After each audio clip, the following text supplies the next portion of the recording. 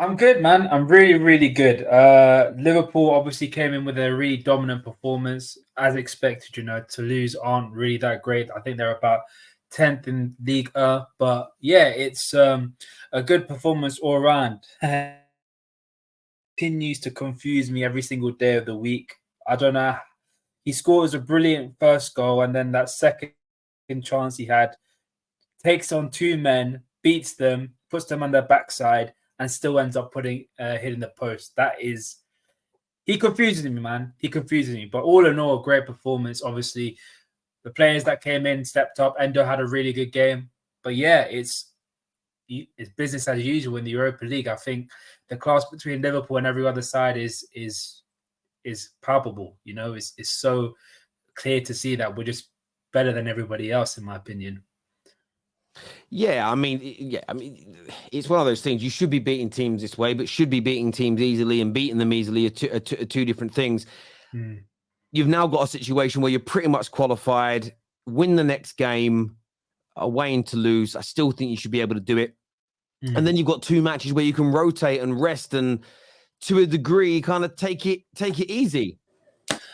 You say take it easy. I mean, like, the best thing about winning this game is that we're already 5 points ahead of Toulouse, who have 4 points, and like the next coming games, the next couple of months is going to be crazy, because if we want to go far in the EFL Cup, we have to beat Bournemouth, and there's just going to be so much fixture congestion. Imagine winning the next game and being like, the next two games are dead rubber, and we're going to finish first either way. We could just put in the kids, and we don't need to play the likes of Jota, Salah, Nunez, or players like that. We could just rotate as frequently as possible. Rotate as much as possible. So it's important to get these 3 points, man. And the next couple of games, I said this on the group. I said it a couple of times on other streams. The teams that we're playing against, like Luton, Forest, and I can't remember the other team. I think it might have been Brentford at home. I think we should be getting maximum points from those games. And if you're talking about the next international break, in my opinion, seeing the rival teams' fixtures as well, minimum second, in my opinion. Yeah, listen, I don't know if it counts as well. I mean, minimum second in the league, is that, sorry? Yeah, minimum second in the league. Because we got Luton, Forest, and Brentford. And I think City have got Chelsea and obviously you guys this weekend, and another team. I've seen the rival fixtures. They look pretty tough. I mean, Tottenham got Chelsea as well. Chelsea have got City and you Tottenham guys as well. Should have it's funny because I get asked a lot, and a few people, and weird, a Man United fan is saying that people are like, Terry, where's the scary Liverpool video coming from? And I have said this on a number of streams. Those Liverpool and City scary videos, I didn't title them that way back then because obviously I didn't title my videos very well back in the day.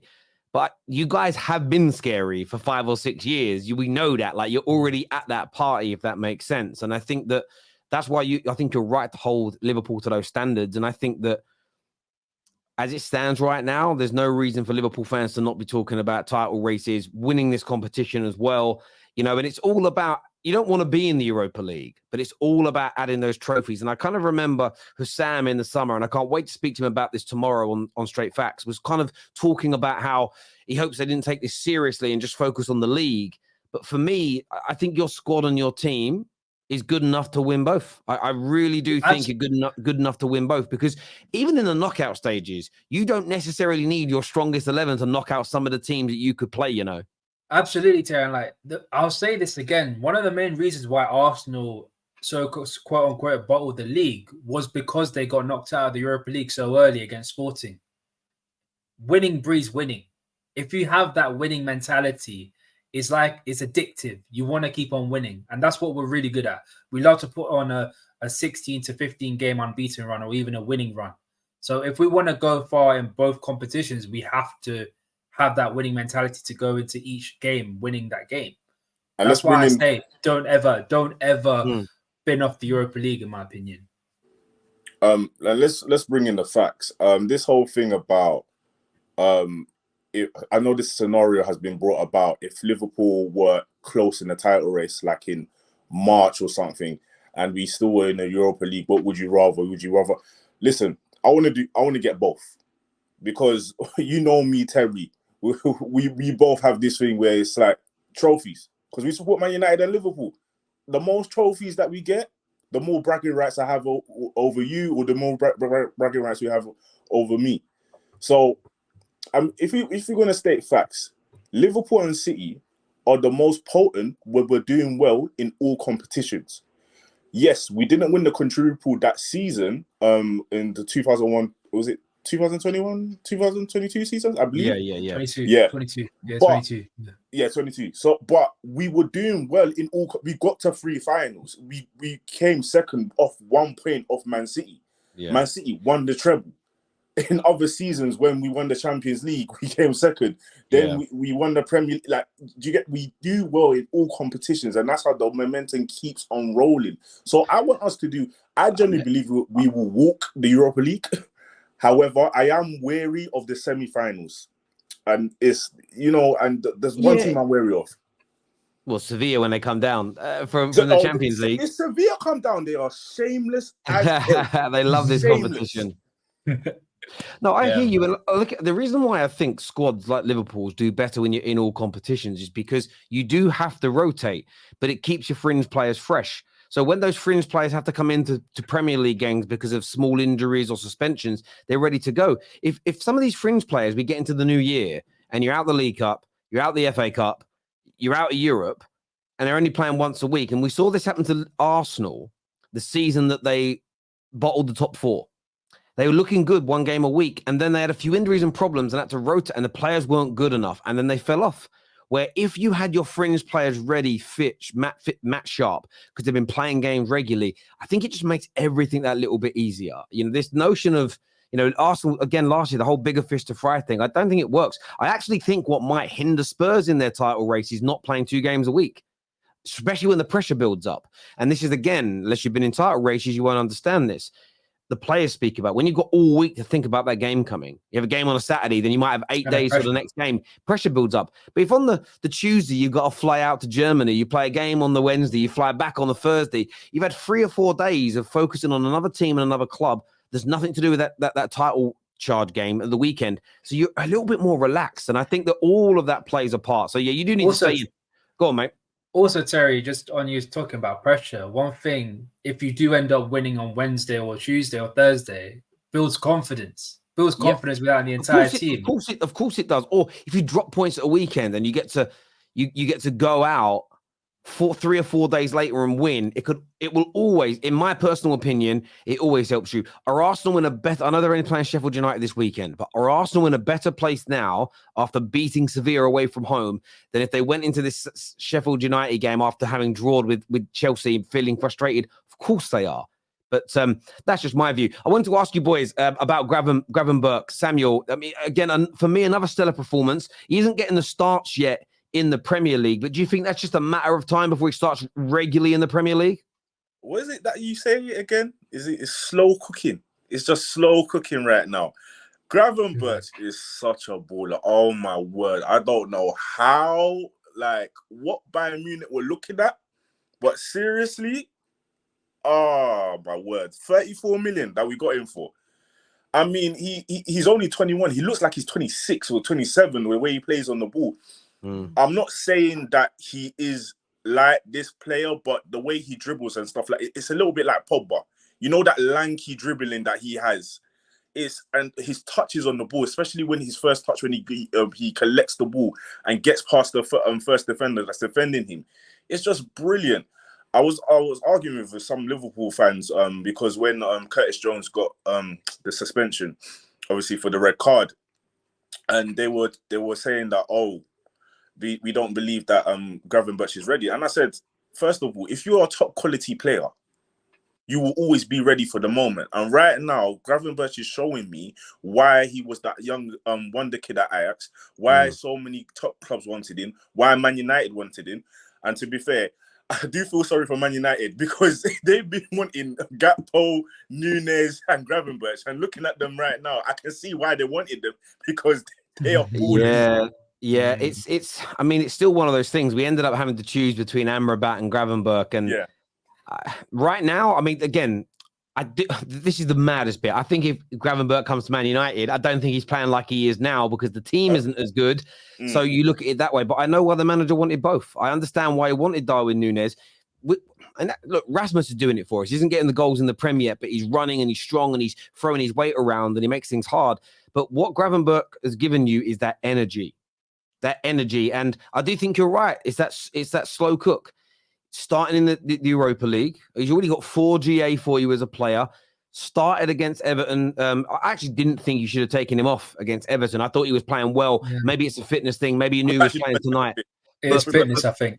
But for me, of all the midfielders that you've bought, as good as Szoboszlai has been, and I know he's been good, my personal favourite, from a football standpoint, is Gravenberch. Watching him, I'm just like, this guy's so good. I do not understand what the hell Bayern Munich are playing at. Exactly. They have dropped a bollock. I kind of understand it. I know why it didn't work out, because with Bayern, it's so rigid the way they play. With us, in terms of our midfield, we kind of allow them to go and do whatever the hell they want to do, kind of thing.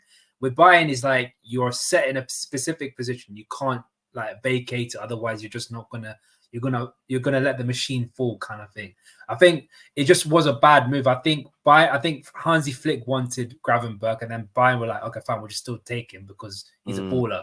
But I think people have forgotten what he's all about, because let's be fair, when he was a kid, he was touted out to be one of the best youngsters in the world. I think he was like top 5 in terms of like the Golden Boy Award for the Ballon d'Or, stuff like that. So he is a talent.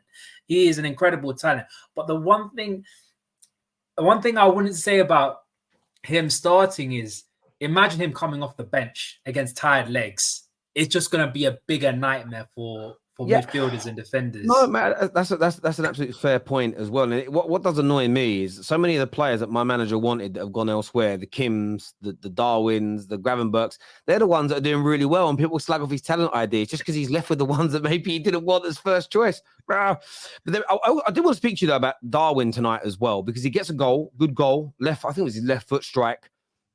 Should have got a second. I mean, the miss is awful when you watch it back. It's an open goal. But what is the feeling amongst Liverpool fans towards him? Is it one of like almost brotherly love? We know you're going to make it. We can see your star quality. Or is there frustration that still, even though he scores goals, there's still a lot of almost like simplistic goals that are missed? Like, how are you feeling about it, Sam, as a Liverpool fan towards Darwin? Darwin Nunez is an enigma. He's a special. Listen, Darwin, he will do the hardest stuff, but mess up on the easiest thing. He literally sent the defender, sat the goalkeeper down, an open goal, and still misses. Like with the whole thing about Darwin Nunez, I feel like there's a love growing with him, because it's kind of like you can't deny he's improving. Technically, he's improving. Like you can literally see it. Like would I have saw what he did in today's game last season? No, probably not. But technically he's improving. What he just needs to do is that he needs to stop rushing when it's like when he thinks too much about shooting, that's when he misses. But when he doesn't think about it, boom, he scores. It's just his instinct that scores. So the feeling around to answer your question, the feeling around Darwin Nunez, I know there's some people in the fan base that don't rate him, but there is a love for Darwin Nunez that you can see he's trying. There was one play in the game, I remember, and this is Darwin Nunez. I just had to laugh at this. He got the ball back, was running towards our centre backs, left the ball, and the striker almost caught the ball, but then he got the ball back, and then he did a little bit of a skill to get past the defender and then pass it off. So it's kind of like Darwin, when you watch him, he just makes you laugh, but you know he's improving. You know he's getting better. And look, you've got to look at it this way. He's had 12 appearances. 5 have been from the bench this year for Liverpool. 5 goals and 4 assists. In terms of output, it's good. And the output is generally quite spread. It's a couple of goals, 2 goals against Newcastle when you look back at it, where he was great in that game, and assist the match after in a win. goal and assist against, in this. He's not like doing it in bunches. He ain't getting like 3 goals in a game and then doing nothing for 4 or 5. It's quite spread out. So there is output there, and I think that's going to help him. I think what you said is right, though. He's an enigma. He seems to make the easy things look hard and the hard things look easy, which is rare. Normally, it's the other way around. But how much better do you think he's going to get under Jurgen Klopp, Bram? I think he could go up to the very top, in my opinion. I think the one thing that I was a bit worried about was his all-round game. And that is improving. His hold-up play, his shrugging off the defenders, him dropping deep and trying to link up play. His link up with Salah this season in general has been very, very good. Ram, just real quick. All his assists been to Salah this season. Yeah, that's another thing. So it's like, I think just him obviously improving on his technical ability and the goals, because he gets into the right position and he can score goals. He has a natural instinct to score goals. He will get goals. He will go up. I think he will go up to the very top, in my opinion. I think he has the ability to. It's just whether that technical ability and the all-round game can be maintained, in my opinion. But that's improving as well. So under Jurgen Klopp, we know what Jurgen Klopp loves to do with strikers. So yeah, look, and he is 24, and I think there'll come a point in the next 12, 18 months where Liverpool fans are going to want him for the money he costs to become even more prolific than he is. You would be expecting that, especially, and again, this is where it all changes. If Mo Salah leaves, like there's rumors that he may go to Saudi, you are losing a lot of guaranteed goals. Yeah. Then there will be, and sometimes what happens is somebody else just steps up and starts scoring. That can sometimes be the case. Look at Tottenham. Not one individual. Son scoring a lot, but people are sort of picking up responsibility for Kane leaving. But that's where you're going to need him to start scoring. Because if Salah goes, that's a guy that's getting you 35 goals in all comps every year, bare minimum. That's when, if he starts missing those kind of chances, the fans will start to turn a little bit because you notice it more. You guys had it with Firmino. When Firmino wasn't scoring, but Mane and Salah were, no one cared. When he went through some periods where the goals dried up for everybody, suddenly Firmino's lack of goal contributions became an issue. So, look, I think Darwin's still got a little bit of time. Listen, he's 24. He's still got a few more years until he reaches his peak. But that's also a positive. The fact that he's not peaked at 24, you think about like Michael Owens, certain players like that. You've had some strikers at Liverpool that have all peaked in their early 20s and they get into those latter 20s, and whether it's injuries or overplayed or whatever it may be, they're no longer at their best. So maybe there's an element here that he'll come in a little bit like Mo Salah. He'll come into his tip-top form 25, 26, 27 into his 30s and kill it for you guys. But there's certainly a player in there. And I know everyone likes to call him Noodles and laugh at him a little bit, but I wouldn't mind having a striker this year who's played, I think, started 8 or 9 games and has got 8 or 9 goal returns. Like if you're producing anywhere between an 80 to 20, 100% efficiency in terms of goal contributions per game, you're doing something right. Yeah, absolutely. And I think I said this a couple of months ago, but that Newcastle game might have been the turning point for him.